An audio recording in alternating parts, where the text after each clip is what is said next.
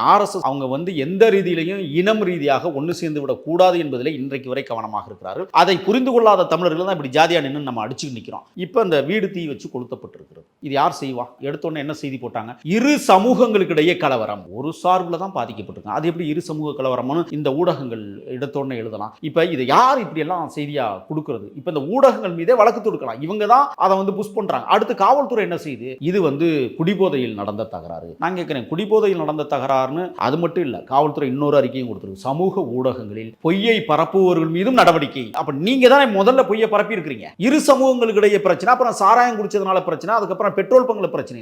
அங்க இருக்கிற காவல்துறை அதிகாரி இன்ஸ்பெக்டர் காத்திருப்போர் பட்டியலில் நீங்க ஏன் வச்சிருக்கீங்க? அவர் பணி அவர் சரியா செஞ்சிருக்கிறார்ல? அப்ப இன்னைக்கு காத்திருப்போர் பட்டியலுக்கு கொண்டு போயிருக்கிறீங்கன்னு சொன்னா அப்ப இங்க அவர் ஏதோ தப்பு பண்ணிருக்கிறார் தானே நீங்க கொண்டு போயிருக்கிறீங்க. கேட்டா என்ன சொல்லுவாங்க? நீங்க பேட்டி கொடுத்தீங்க அப்படின்னு சொல்லுவாங்க. அவர் என்ன சொன்னாரு? இங்க இரு சமூகங்களும் ஒற்றுமையா வாழ்றதுக்கு தான் நாங்க முயற்சி பண்ணோம், அது நடக்கலன்னு